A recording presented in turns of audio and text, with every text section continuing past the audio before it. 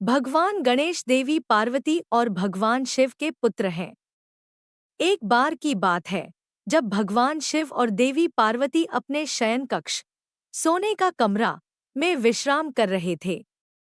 उस समय देवी पार्वती ने गणेश जी को आदेश दिया कि वह उनके कक्ष कमरे के बाहर पहरा दे और किसी को भी अंदर न आने दे। माँ की आज्ञा गणेश जी के लिए आदेश थी। उन्होंने वैसा ही किया और कक्ष के बाहर पहरा देने लगे। उसी समय अचानक परशुराम वहां पहुंच गए। परशुराम भगवान शिव से मिलने के लिए बहुत उत्साहित थे। दरअसल उस समय पृथ्वी पर राजा कार्तवीर्य का अत्याचार बहुत बढ़ गया था और परशुराम ने इसी कारण उसे मार दिया था। यह खबर भगवान शिव को देने के लिए ही वह कैलाश, भगवान शिव का निवास स्थान, पहुंचे थे।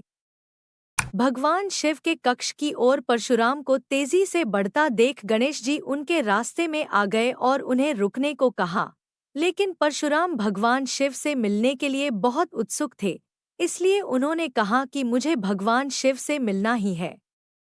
परशुराम की इस बात को सुनकर गणेश जी बोले, मैं आपको अंदर जाने नहीं दे सकता। माँ ने किसी को भी अंदर न आने का आदेश दिया है। गणेश जी की यह बात सुनकर परशुराम गुस्से से लाल हो गए। उन्होंने कहा, तुम मुझे भगवान शिव से मिलने से नहीं रोक सकते। तुम नहीं जानते मैं कौन हूँ। इस पर गणेश जी ने कहा, आप कोई भी हों, उससे मुझे कोई फर्क नहीं पड़ता। मेरे लिए माँ का आदेश सबसे जरूरी है।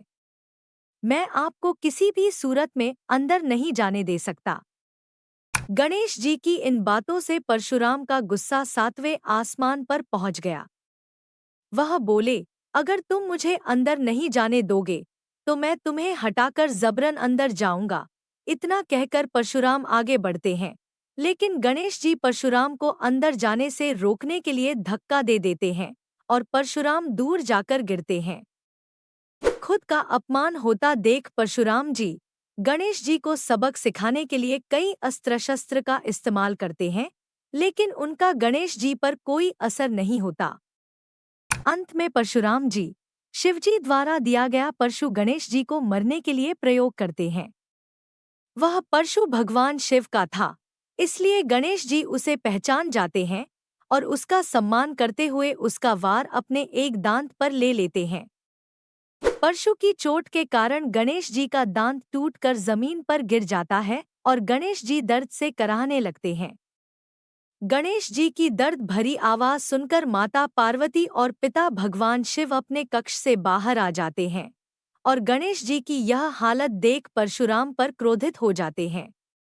भगवान शिव और पार्वती को गुस्से में देख परशुराम को अपनी भूल का एहसास होता है और वह अपने किए पर क्षमा मांगते हैं।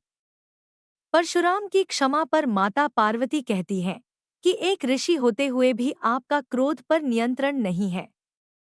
क्षमा मांगने से क्या अब मेरे पुत्र गणेश का दांत वापस आ जाएगा? परशुराम कहते हैं कि जो भी हुआ वह मेरी बड़ी भूल थी, लेकिन इस घटना के कारण अब गणेश का आधा दांत व्यर्थ नहीं जाएगा। इस घटना के कारण ही अब से पूरी दुनिया में गणेश को एक दांत के नाम से जाना जाएगा।